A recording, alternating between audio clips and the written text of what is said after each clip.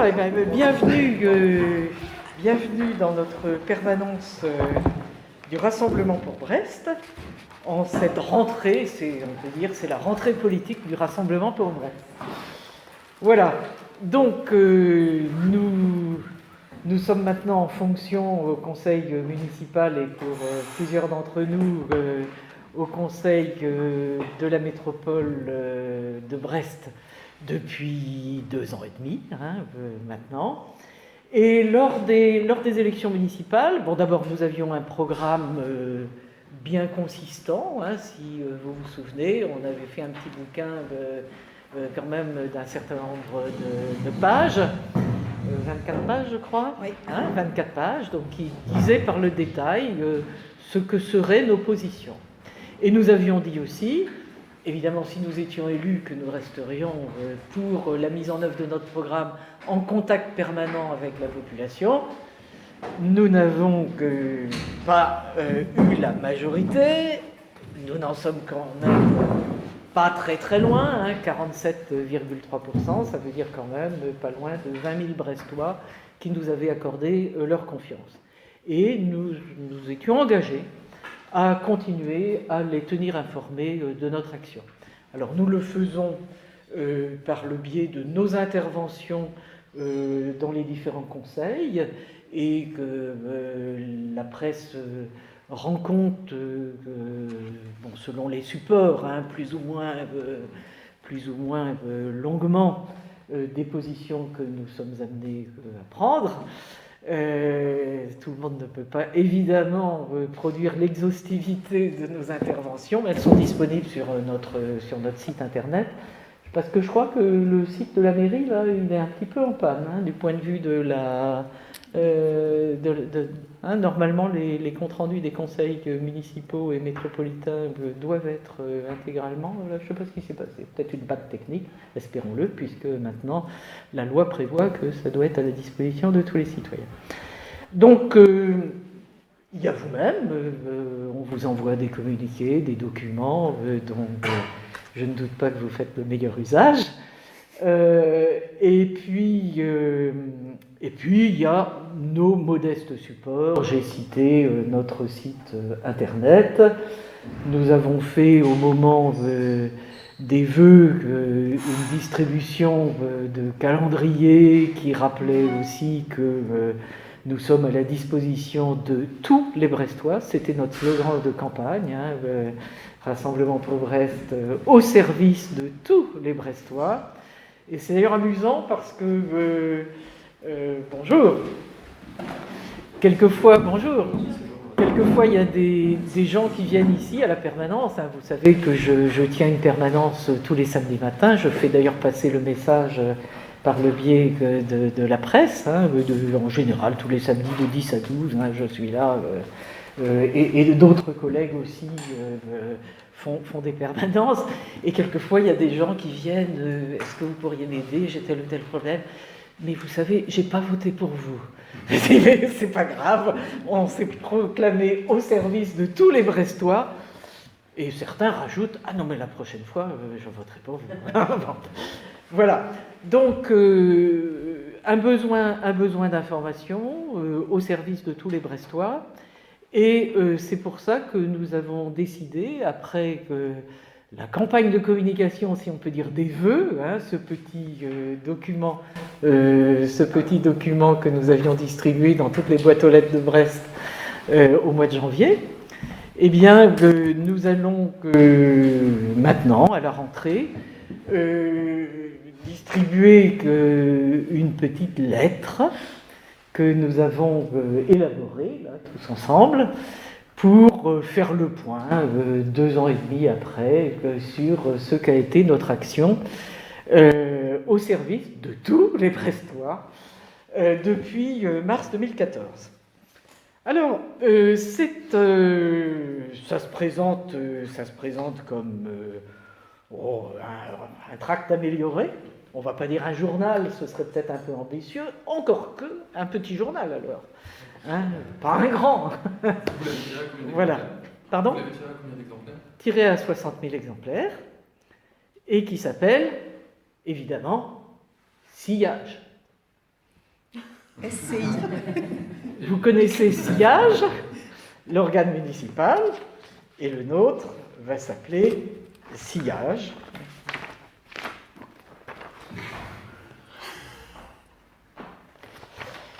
Voilà. Il y a un jeu de mots.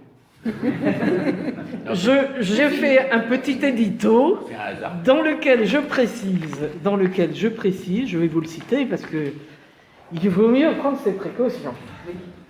Ce premier journal, Sillage, dont le titre reflète notre volonté de vous informer librement, sérieusement, mais avec humour. Alors ça, il y a certains, il faudra peut-être le leur dire. Vous savez, c'est de l'humour. Voilà. Bon, parce qu'il y a un sous-titre. Sillage, pour que l'arbre ne cache plus la forêt. C'est de l'humour. Voilà. C'est pour ça que j'ai dit aussi sérieusement. Voilà. Quand est-ce que ce sera distribué? Alors, ça va être distribué, nous sommes vendredi 23, à partir du samedi 24. Demain. Donc par vos équipes. Demain, nous commençons, nous les élus, avec des sympathisants, par notre présence à la Foire Saint-Michel, où nous avons un stand. Nous avons un stand à la Foire Saint-Michel. Il n'y a pas que le Parti communiste et le Front de gauche qui ont des stands. Il y a aussi le Rassemblement pour Brest. Et ce petit journal, sera distribué déjà au public à la Foire Saint-Michel. Il sera où? Premier temps de la main. Notre stand, il est Square Kennedy. Square Kennedy, côté Quartz, plutôt. Hein, voilà. Il y a quelques manèges derrière, voilà. Donc, pendant 2 jours, nous allons nous organiser les uns et les autres pour venir. Il y aura toujours un élu sur le stand. Il y aura toujours au moins un, souvent plusieurs sur le stand, ce qui nous permettra en même temps d'expliquer pour ceux dont l'humour a besoin d'un petit rafraîchissement. Rafraîchir. Et ensuite, il sera distribué en boîte aux lettres Et ensuite, il va être distribué en boîte aux lettres par nos équipes. Par vos équipes. Par nos équipes. Voilà. C'est beaucoup de monde à mobiliser. C'est beaucoup de monde à mobiliser, qu'il y a plus de 100 bureaux de vote. C'est un peu notre unité de travail. On est quand même un groupe politique. Donc, il y a 100 bureaux de vote à faire. Alors, on organise ça.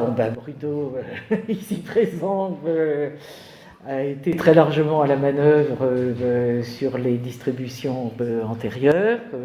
Chacun y a mis du sien.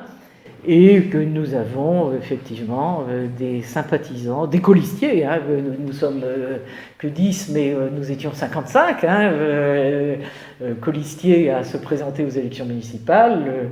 Certains, bien que n'étant pas, de par le mode de scrutin, conseillers municipaux, sont restés extrêmement engagés avec nous et que participent aux actions militantes avec un enthousiasme à la hauteur du nôtre.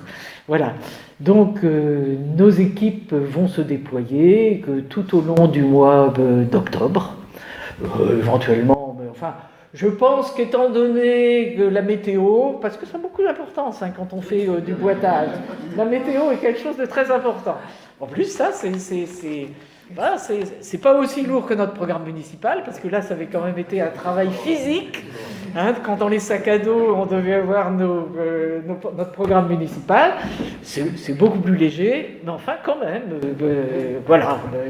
quand il pleut, quand il vente, c'est un petit peu moins...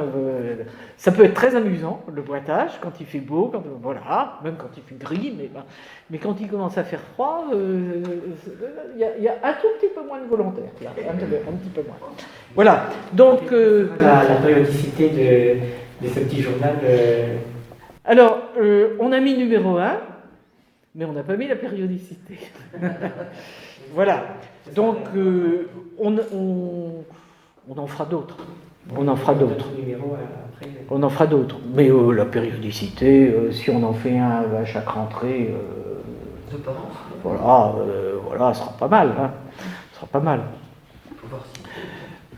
Parce que bon, on a quand même d'autres moyens de communication et une campagne de boitage comme ça nous occupe quand même, si vous voulez, pendant un mois. Les autres actions militantes seront quand même préemptées par ça. Ouais.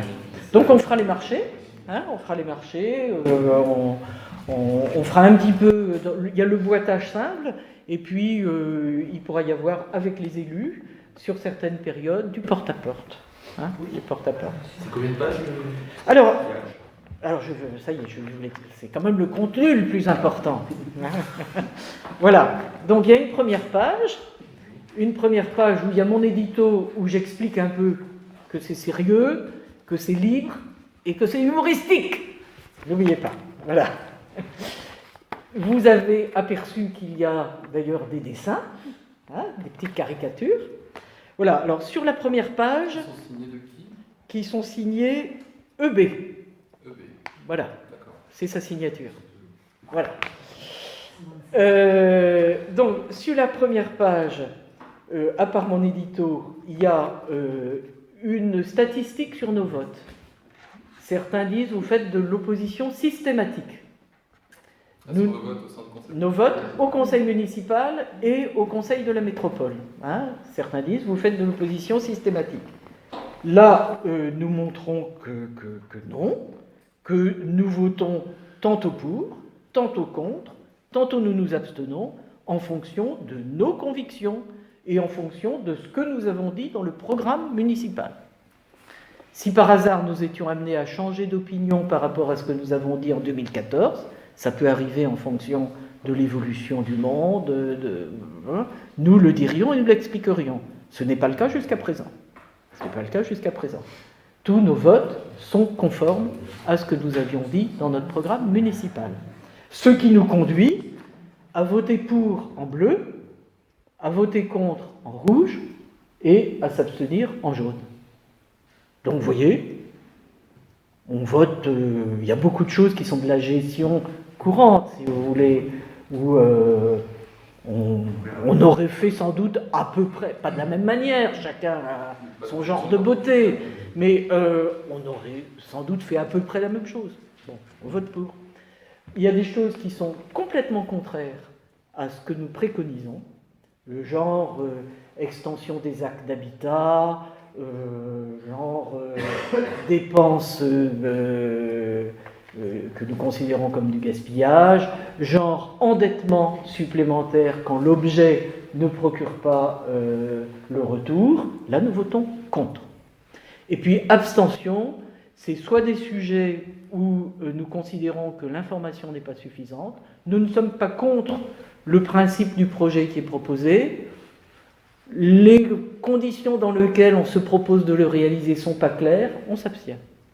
Voilà à peu près nos principes de prise de position.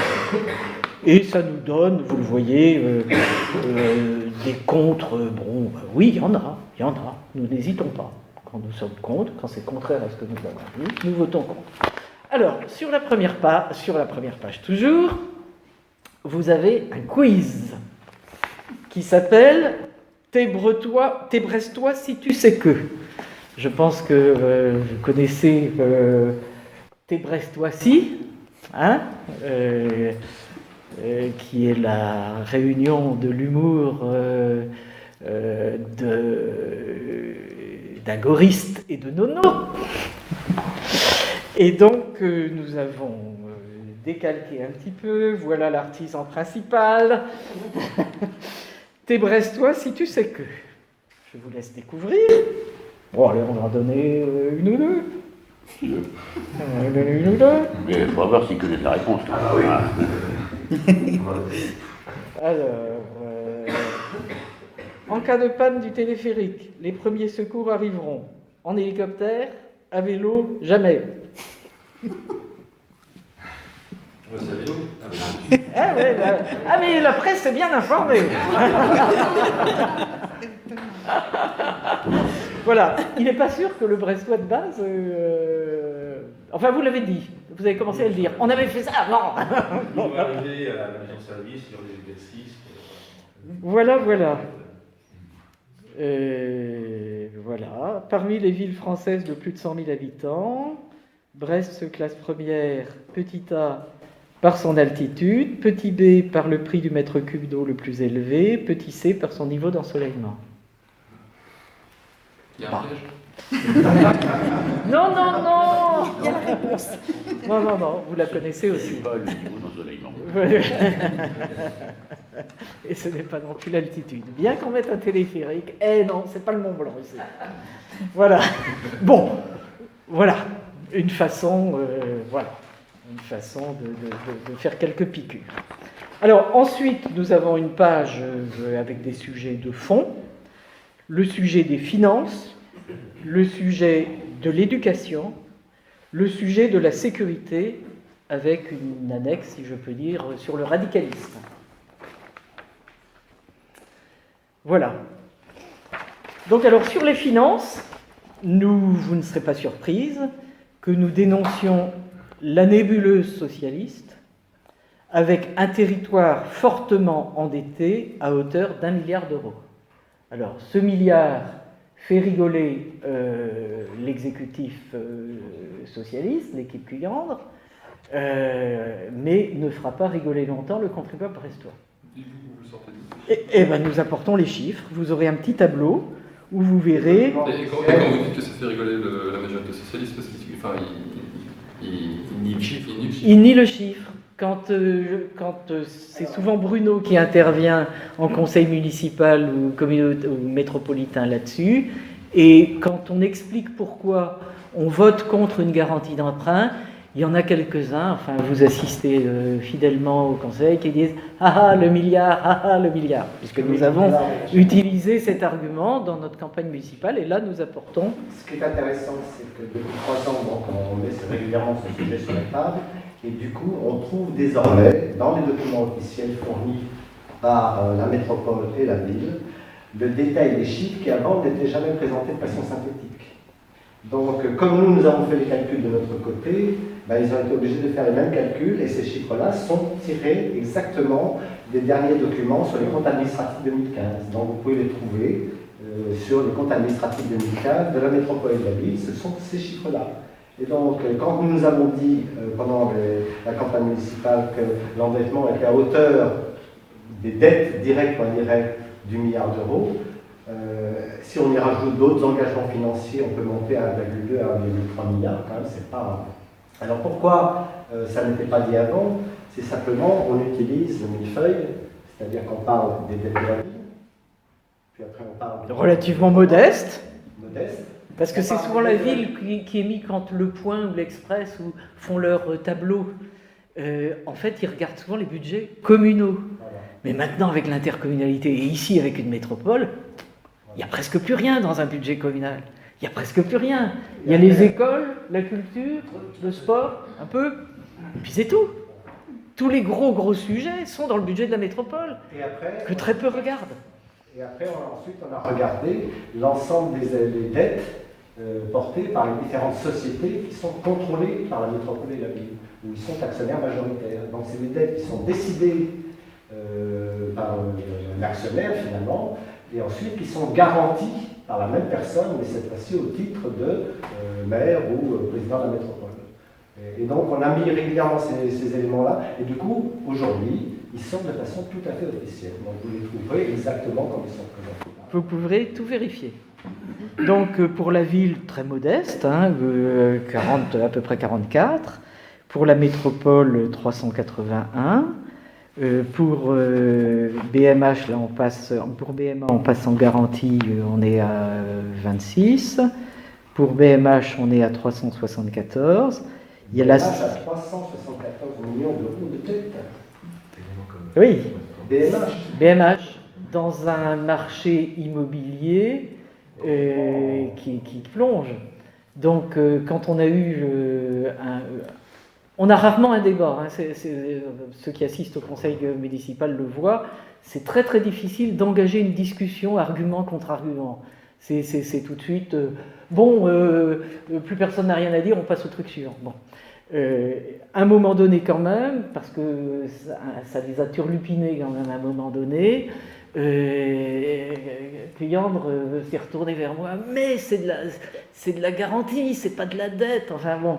Et puis BMH, il y a la CGLOS, et c'est des trucs de la Caisse des dépôts, donc c'est comme ça la règle. Bon, il commençait un peu à rentrer dans un débat.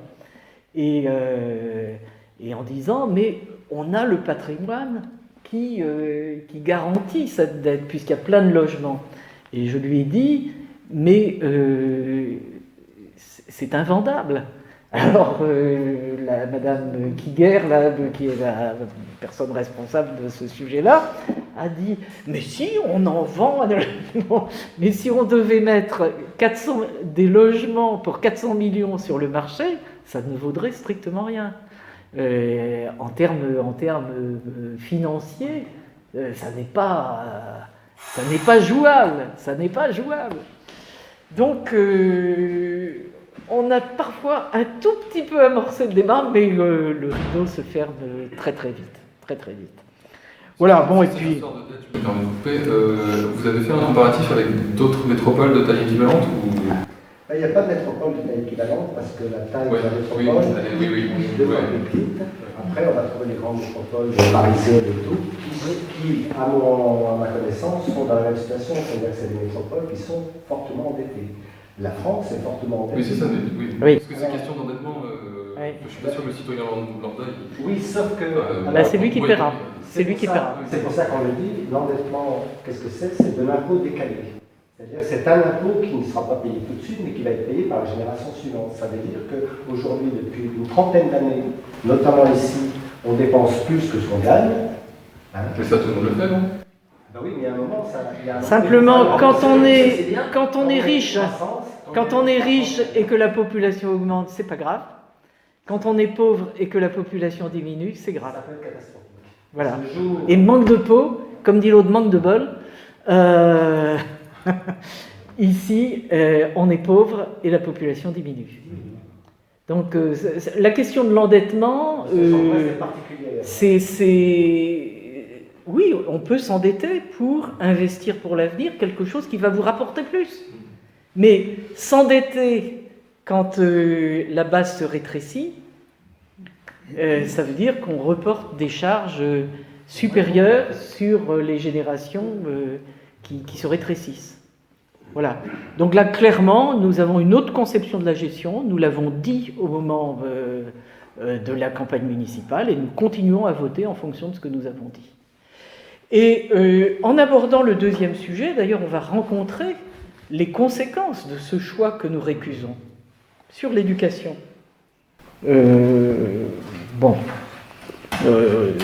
Brigitte et Véronique se sont particulièrement engagées sur un certain nombre de dossiers scolaires. On a vu le rabotage du budget des écoles, moins 13%. On a vu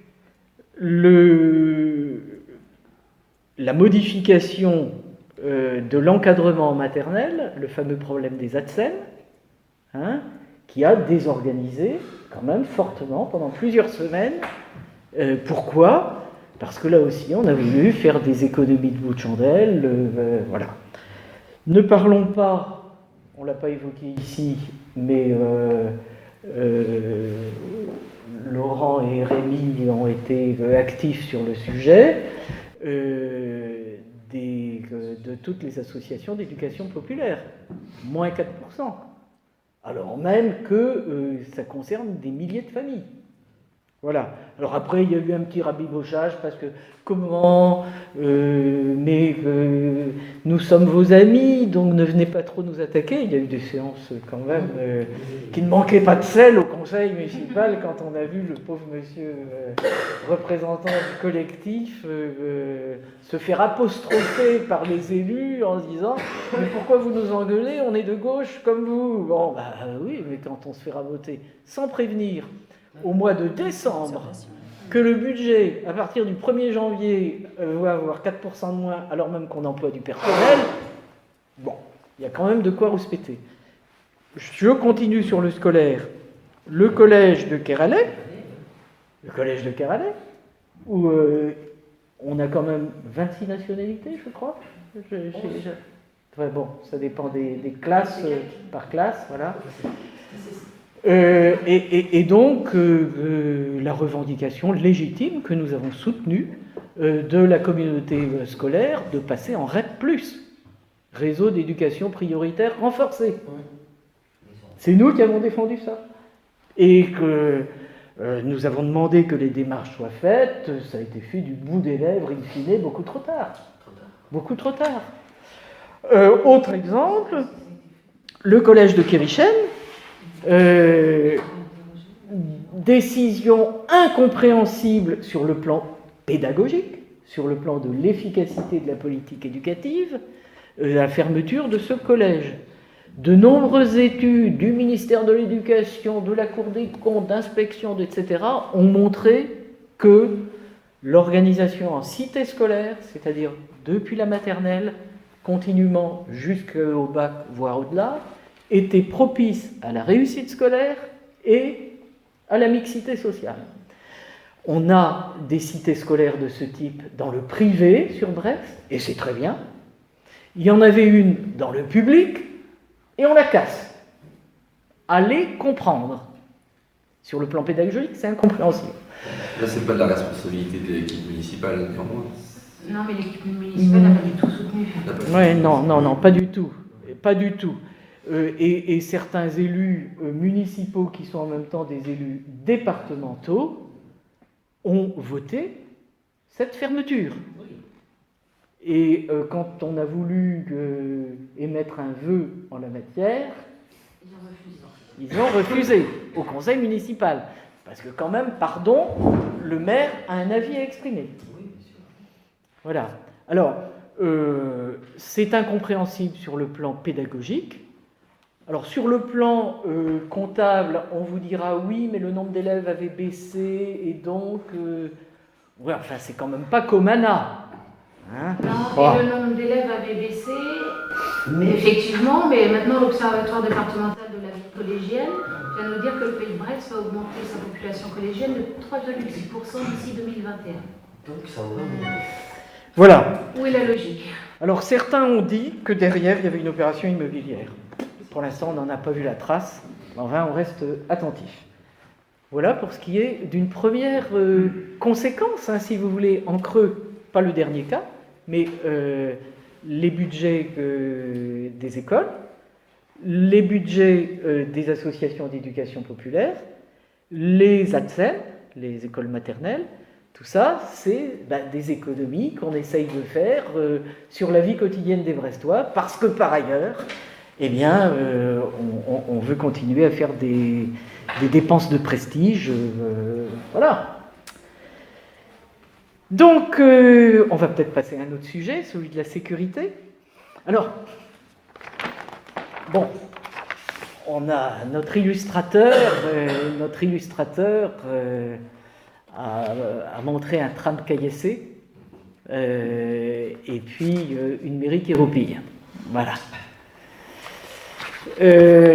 C'était pour nous, effectivement, vous le verrez, on rappelle l'insécurité, les différentes attaques, donc l'attaque du tramway, pas celle d'hier, C'est vrai. la précédente, mais bon, pour dire que ça n'est pas, comme le dit le maire, un fait exceptionnel. Oui, c'était ça la réponse. C'est vous, c'est nous, qui créons l'insécurité, nous, hein, là, c'est nous qui créons l'insécurité en montant en épingle des événements, somme toute, la vie du quartier, non mais bon. Le journal était imprimé avant les événements de cette semaine. Ben oui. On n'espérait pas un tel soutien à notre démarche. Bah oui. Et on n'y est pour rien. Nous sommes des défenseurs de la loi, du droit et de la vie tranquille des Brestois. Il est quand même question de condamner ça. Les caricatures sont... voilà. C'est un tram caillassé. Voilà. Alors, soit c'est exceptionnel et vous savez où c'est, soit il y a eu plusieurs cas et vous savez aussi où c'est. Bon. Nous, certes, nous savons qu'il y a cette insécurité sur Pont-à-Nézène. Bon, il y en a aussi sur Cavéderne, il y en a aussi sur Cavouriat, il y en a aussi sur Saint-Martin. Place Guérin. Hein? Bon. Je ne parle pas de la place de la Liberté, mais c'est vrai que sous les fenêtres du maire, c'est quand même... Bon. Vous connaissez ce qu'on a dit. Là aussi, ne caricaturons pas notre position. Oui, nous avons préconisé la création d'une police municipale. Oui, nous avons préconisé de la vidéoprotection. Et j'ai vu que même Martine Aubry, qui était aussi dans les derniers récalcitrants, s'était convertie. Voilà. C'est une femme intelligente. Bon, elle a mis un peu de temps, mais bon, je la connais très bien. Donc, nous préconisons ces moyens, mais ces moyens ne seraient rien sans une politique globale de sécurité. Et donc, c'est dans le cadre d'une politique globale de sécurité que nous proposons la mise en œuvre de ces moyens. Marc, qui est au comité de prévention de la délinquance, ne cesse de le répéter à chaque réunion de cette instance, qui est un peu, il faut bien dire, une instance où on bavarde, mais où on n'agit pas beaucoup. Hein. On fait des constats. Voilà. Vous avez évalué le coût que ça représente? Oui, on l'a évalué, c'est dans notre programme municipal. Une bonne partie se ferait par reconversion, parce qu'on n'a pas de police municipale, mais on a des agents de surveillance de la voie publique, on a des médiateurs, on a, etc. Et on a un poste de dépense qui a gonflé, c'est le recours à des sociétés de sécurité. Assez curieusement, on externalise. Voilà. Et donc l'un dans l'autre, en termes de coûts nets, on est... Ça devrait pouvoir être fait en toute transition sans que ça modifie l'équilibre global du budget. Parce que pratiquement toutes les fonctions de sécurité, quelquefois, sont là, mais elles sont invisibles. Et en fait, ou alors c'est des gens qui ne sont pas tout à fait adaptés à la fonction. On a mis par exemple dans les trams le soir. Moi j'avais vu à un moment donné, on avait dit on mettra des gens qui s'occupaient de monter des jeunes. Qui eux-mêmes avaient besoin d'être protégés. Voilà. Donc on aura à faire une réorganisation. Les effectifs ils sont quasiment là. Ouais. Simplement c'est la façon dont c'est traité, la façon dont c'est utilisé. Le centre de surveillance, il existe à Plouzané, là, enfin, porte de Plouzané. Mais il n'est pas connecté. Et il n'est pas connecté. Les vidéos, chaque caméra elle-même, c'est rien. Vous seriez pour une police municipale armée? Sur les questions de police municipale, oui, sur les questions de police municipale, je pense qu'il faut bien comprendre de quoi il s'agit. Il y a la police nationale d'ordre public qui est la couverture de sécurité de l'ensemble du territoire national en fonction d'un degré de menace qui peut varier au fil du temps, d'ailleurs on le voit maintenant puisqu'on est en état d'urgence. Ensuite, selon les territoires, il peut y avoir une pression de la délinquance et de l'insécurité plus ou moins forte. Donc moi je considère tout à fait naturel que des polices municipales puissent être armées dans certaines villes, armées y compris avec des armes à feu dans certaines villes, et armées modestement, il ne faut pas qu'elles soient complètement désarmées, hein, mais ça peut être un armement, disons, de type tonfa et grenades lacrymogènes de proximité, pchit, sans avoir besoin d'avoir... Et effectivement, comme vous le dites, ça doit être accompagné d'une formation des personnels, de toute façon. C'est des villes où on se contente du bâton de défense et puis des grenades du lacrymo, ou bien est-ce qu'il faudrait À votre avis, les Tout dépendra, vous le savez, qu'une police municipale n'intervient que par convention avec la police nationale. Donc il y aura une négociation à avoir avec la sous-préfecture pour voir comment l'arrivée d'une police municipale permettra un redéploiement de la police nationale selon les quartiers. Et l'une des hypothèses, bon, je ne suis pas maire de Brest, il y aura un travail à faire aussi sur les bureaux de police. Est-ce qu'on doit garder tous les bureaux de police tels qu'ils sont? Il faudra regarder leur efficacité. Est-ce que le redéploiement des personnels de la police nationale ne permettra pas de créer une BAC de jour, une brigade anticriminalité de jour? Peut-être. Donc c'est toute une réorganisation de la couverture sécurité de la ville que nous ferons le jour où nous serons au pouvoir, avec donc, on doit pouvoir aboutir à une répartition des choses qui permettent à la police municipale d'être sur les endroits les moins touchés par de la délinquance virulente, ce qui à ce moment-là permet de rester avec le tonfa et la bombe lacrymogène.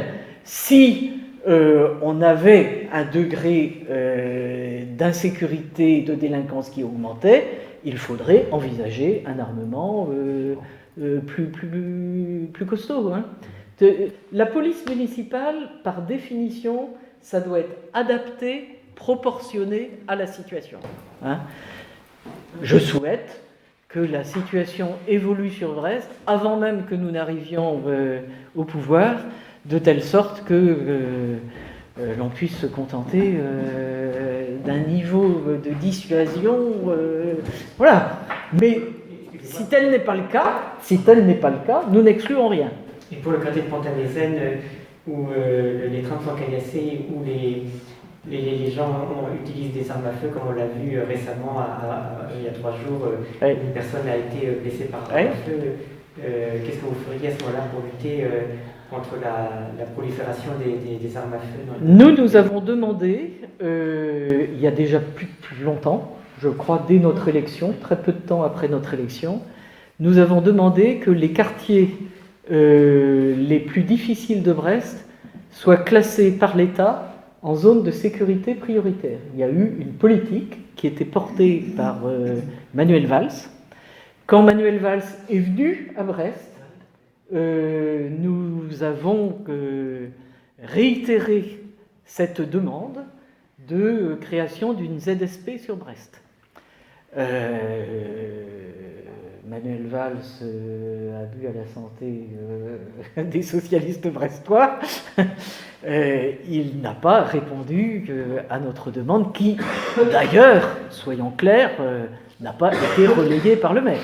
Donc le maire en tant que tel n'a pas fait cette demande.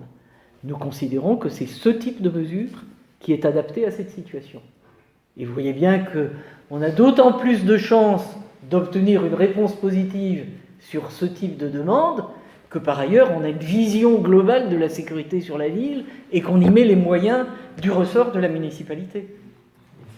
En fait, on voit bien que toute cette organisation demande une orchestration qui fait complètement défaut. Que le maire est contre une telle organisation de la sécurité. Et j'ai cru comprendre qu'il donnait des leçons de droit. Il y a quand même quelques articles du Code général des collectivités territoriales qu'il zappe un petit peu. Il a une responsabilité. Et c'est étonnant que Manuel Valls n'avait pas répondu, parce que lui, pourtant, qui se targue d'être... Mais écoutez, entre nous, je le crois sincère dans sa volonté de mettre de l'ordre. Simplement, il a des camarades socialistes qui ne sont pas tous sur la même longueur d'onde que lui. C'est comme ça. C'est comme ça. Il faut savoir qu'en maison d'arrêt, 37% des personnes incarcérées, c'est violence à personne. C'est la raison principale de l'incarcération, c'est quand même ça. Sur Brest. Colette intervient à la maison d'arrêt. 37%, donc c'est en augmentation. Avec aussi une augmentation dans la tranche d'âge qui baisse, c'est-à-dire qu'ils sont souvent entre 18 et 25 ans. De plus en plus jeunes. Ouais. Ouais. Alors nous vous proposerons aussi un petit... Juste pour finir sur oui. le dispositif de la vidéosurveillance, ça se matérialiserait comment concrètement? Ça se matérialise. Oui, vas-y. On n'a pas parlé de vidéosurveillance, on a parlé de vidéoprotection. C'est quoi la différence? Le terme déjà est un peu dérangeant, on a l'impression que c'est le Big Brother, on est surveillé. Non, c'est bien une installation de vidéoprotection. On joue sur les mots, enfin, bon, on joue sur les mots, mais c'est pas... Je crois que le gouvernement utilise ce terme, donc nous sommes... Voilà. C'est la même chose, c'est-à-dire qu'il y a un central où il y a des écrans, puis on regarde... Oui. Alors, il y a différents... Non, il y a différents... Bon, on peut rentrer dans la technique, si vous voulez. On peut rentrer dans la technique, mais vous avez différents niveaux que vous n'activez pas forcément de la même manière, à tout moment et au même endroit. Vous avez des possibilités d'avoir des caméras enregistreuses qui ne sont pas renvoyées sur des écrans, mais qui, en cas de problème, vous permettent de savoir ce qui s'est passé. Vous avez la possibilité d'avoir des caméras qui sont en même temps enregistreuses et renvoyant sur des écrans en surveillance des visites. Vous en avez qui, dès que c'est passé au bout de 24 heures, bon, vous avez tout un dégradé dans la surveillance, et là aussi, adaptation par rapport aux difficultés des différents sites, avec soit la caméra toute bête qui vous permettra de détecter le moment venu qui étaient les auteurs, etc., et de dissuader. Hein, et vous en avez d'autres sur les points chauds. Voilà. Parce que tout à l'heure vous avez dit que vous n'étiez pas maire de Brest, mais vous aspirez à le devenir. Oui. J'imagine que vous avez quand même cogité au dispositif que vous souhaiteriez mettre en place, tout bêtement le nombre de caméras que ça représente. Oui, on a fait des études sommaires parce qu'on n'était pas en mesure de faire des études détaillées. Mais c'est pas très compliqué, hein. Vous savez, c'est pas un sujet très complexe. Hein. Le tout, c'est de décider de le faire. Et si vous regardez bien aujourd'hui, il y a plein de choses qui sont sous surveillance. Le tram est sous surveillance, mais il est uniquement sous surveillance géré par du bus. Vous avez le terrain de foot sous surveillance étroite, hein, on a dedans, dehors, partout. Francis Leclerc. Oui. Et là, mais c'est un usage unique du terrain de foot. Vous avez, pour le reste d'éléments nautiques, pour la fête des fêtes maritimes, vous avez un dispositif qui a été mis en place de surveillance, extrêmement, qui a coûté en plus bonbon, dont on a beaucoup parlé au début, mais finalement c'est intéressant de voir pourquoi on accepte de le faire pour un événement de ce type et pourquoi on n'accepte pas de le faire, quelle est la philosophie derrière, pourquoi quand c'est des fêtes maritimes, on met en place ce système, et quand c'est pas des fêtes maritimes, au même endroit, il ne se passe rien, alors que le risque il existe tout le temps. Donc, on a fait les études et c'est pas très compliqué. Non, il y a un guide méthodologique qui a été... Des études, il y en avait plein d'études dans toutes les grandes villes, dans tous les grands secteurs, parce que ça fait une vingtaine d'années que ces sujets-là sont en discussion. Le ministère de l'Intérieur a élaboré un guide méthodologique à l'attention. Oui, tu voulais parler du guide méthodologique? Ah ben voilà. Ouais. Il y a une cellule dédiée au ministère, auprès du Premier ministre d'ailleurs, aussi, pour aider les municipalités qui veulent déployer des systèmes de vidéoprotection, donc en termes d'aide technique, avec des guides, etc., mais aussi en termes d'aide financière. Vous avez des enveloppes spécifiques qui sont dédiées parce que ça rentre dans la politique nationale. Si vous voulez voir un bon système tel qu'il a été mis en place, vous allez à Lyon, et vous verrez la présence de la police municipale à Lyon. La présence des systèmes de surveillance, et je ne connais pas que Lyon soit considéré comme une ville totalitaire. Le Mans, vous allez à la mairie de Lyon, vous avez des flics municipaux partout. Ils ne sont pas armés, et j'aime autant vous dire qu'il n'y a pas beaucoup de perturbations parce que vous allez dans tous les coins. Et M. Collomb n'est pas Front National. Non, j'ai pas trouvé. Oui, il y a des soutiens d'Emmanuel Macron qui n'est pas non plus socialiste Je plaide l'incompétence. Voilà, donc sur la même page que la sécurité, nous avons un petit topo radicalisme où nous disons la liberté des cultes. Oui, le radicalisme islamique, non. Et nous rappelons quand même cette anecdote un petit peu curieuse du 14 avril 2016 sur le plateau de France 2, où M. Hollande déclarait que la mosquée de Pont-à-Nézen était fermée. Ça a été dit, plusieurs millions de téléspectateurs ont été... Et alors, moi, je m'en suis fait l'écho ensuite au conseil municipal, parce que M. Cuyandre s'est vanté à plusieurs reprises, notamment du débat, entre les deux tours. Il avait brandi sur... Moi, j'ai le numéro de téléphone du président de la République et du Premier ministre. Bon, et bien, apparemment, il l'avait perdu, puisque M. Hollande n'était pas au courant que la mosquée salafiste de Brest était toujours en fonctionnement. Voilà. Et que cet imam, dont les propos avaient été réprouvés apparemment par tout le Gotha socialiste, y compris le président de la République, y compris le Premier ministre, y compris le ministre de l'Intérieur, etc., et qui, en principe, d'après le jugement que portait le président de la République, méritait de voir sa mosquée fermée. Je pense que là, c'est les services du patrouiller qui avaient un problème de transmission. Ces services sont-ils bien dirigés, alors, s'ils patouillent? Voilà. L'imam de Pont-à-Nézen fait une formation à l'université de Rennes, j'ai entendu l'autre jour. Une formation d'imam à l'université de Rennes, je ne sais pas. Non, c'est pas une formation d'imam, c'est une formation de droit. C'est une formation un diplôme universitaire sur la laïcité, le fait religieux, etc. Écoutez, là aussi, je vais déclarer mon incompétence dans le respect des franchises universitaires, puisqu'il a bien dû passer un examen pour pouvoir s'inscrire à la fac. Hein. Alors, on m'avait dit qu'il était du niveau 5e, mais enfin bon, il a dû progresser depuis. Franchise universitaire. C'est une formation que les imams autoproclamés ont l'obligation de suivre s'ils veulent diriger des mosquées. Alors nous avons à Brest des imams qui ont déjà suffisamment prouvé leurs compétences, y compris des lois de la République, pour avoir été retenus comme aumôniers de pénitentiaire. Hein. Et ça n'est pas lui. Donc sur la dernière page, en 4e de couverture, un article sur l'urbanisme.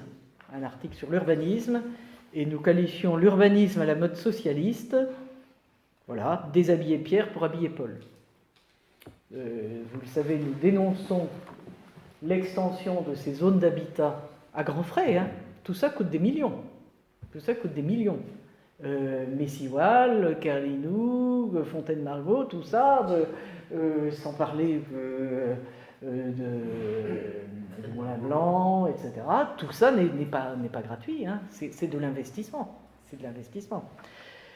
Bon, alors après, on peut espérer, mais quand on investit trop tôt, on gèle de l'argent du contribuable sans avoir le retour.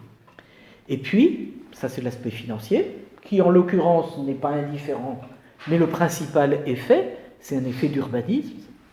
Vous le constatez, on vide le centre-ville et on vide les centres-bourgs. Hein, donc, c'est vraiment une politique de gribouille. Et en plus, une incohérence en matière d'environnement. Vous avez remarqué d'ailleurs, pour ceux qui assistent au Conseil, la gêne des élus d'Europe Écologie Les Verts.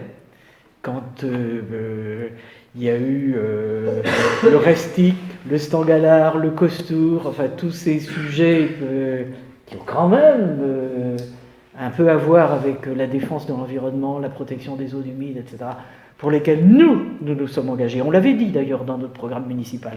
On avait dit qu'on était constructeur, qu'on était... on avait dit qu'on était pour l'automobile. Bon, donc on n'est pas du tout dogmatique ayatollah vert, hein, en dépit, pas aujourd'hui. Non. En revanche, il y a dans Brest, dans l'agglomération, un certain nombre de sites remarquable, intéressant pour la biodiversité, pour le poumon vert, etc. Et nous avons dit clairement que nous étions pour leur protection. Et donc, sur le Restic, sur le Costour, sur le Stangalard, ben non, on n'est pas d'accord pour l'urbanisation. Donc ça, on le dit, on a voté contre, ça fait partie des choses où on a voté contre.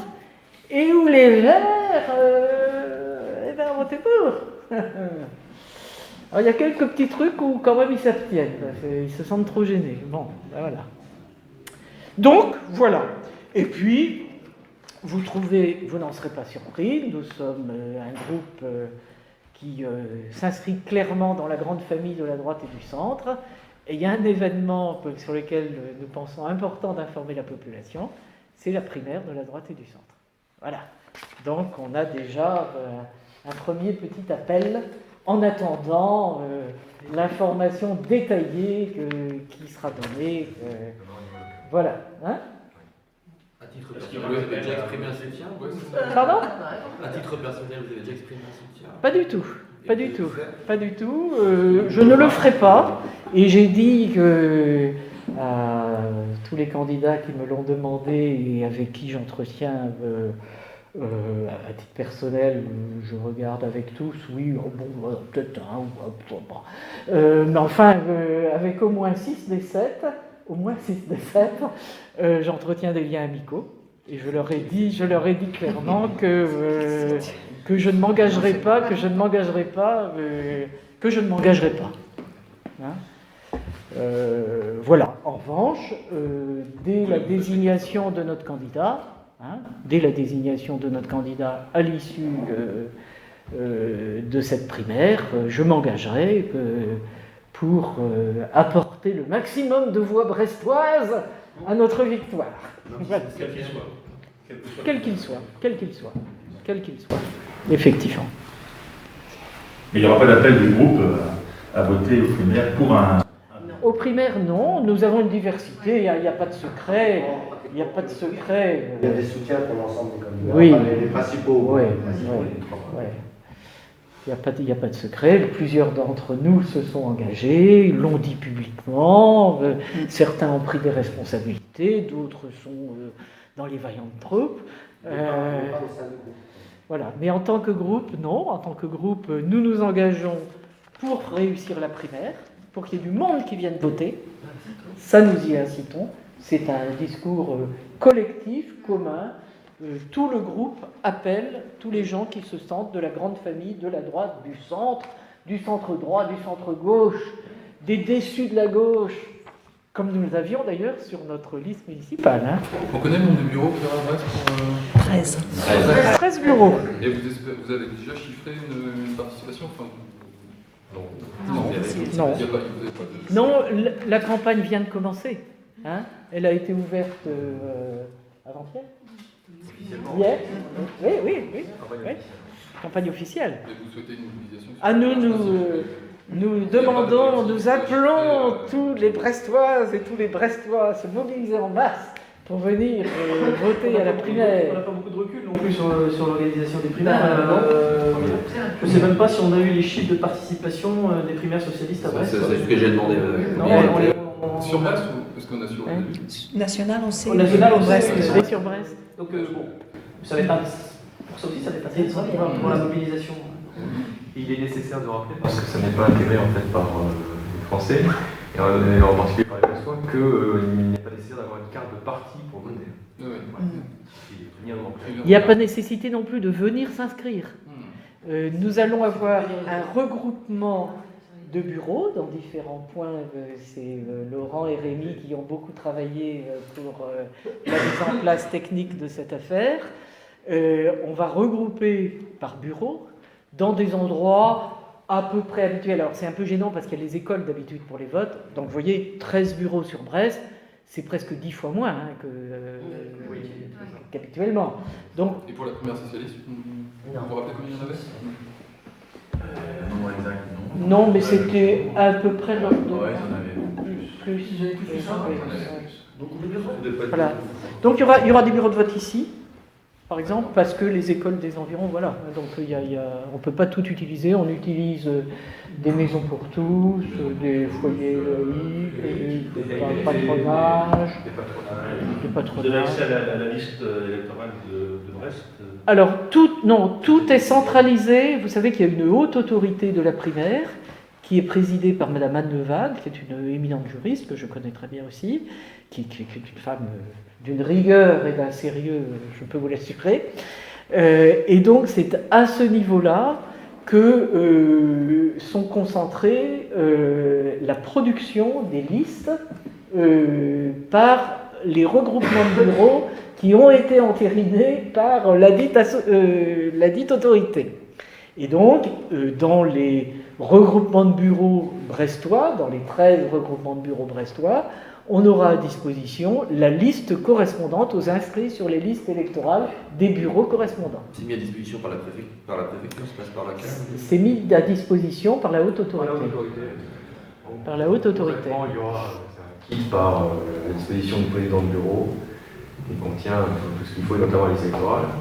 Et si je ne me trompe pas, cette liste, une fois utilisée, remonte à la haute autorité et qui s'est engagée à détruire cette liste dans les 15 jours. Voilà. Il faut être inscrit sur les listes électorales le 31 décembre. Oui. Les personnes qui, par exemple, ne sont pas encore inscrites ou qui viennent de déménager, privées de leur droit civique. Ah bah oui. Ah non, mais ils ne pourront pas aller voter, parce que de toute façon, pour pouvoir aller voter, il faut connaître le bureau de vote. Et ce bureau de vote, il sera déterminé en fonction de votre de la liste, enfin du bureau de vote dans lequel vous votez aux élections nationales ou locales. Donc si vous n'êtes pas inscrit sur les listes... Maintenant, il y a des gens, vous savez, on peut se faire inscrire en dehors des grandes opérations. Voilà. Donc si des gens me disent « je veux absolument participer, vite, vite, vite !» Voilà. Donc les dates 20 et 27 novembre. Pardon ? Les personnes inscrites sur les listes électorales 31/12/2015 pourront voter. Donc, oui, la nouvelle loi ne s'applique pas encore. Il n'y a pas de procuration possible. Et il n'y a pas de procuration. Il faut une pièce de 12 €. Voilà, à chaque tour. C'est 2 fois plus cher pour la première. Ah bon? Ouais. 100% d'augmentation.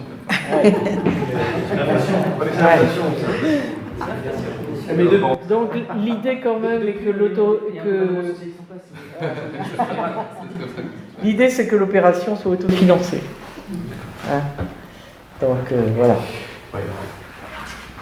Et donc oui, sur ce sujet-là, on reviendra vers vous avec Laurent. Donc Laurent qui est délégué de la 2e circonscription pour les Républicains, moi qui est le même poste sur la 3e circonscription.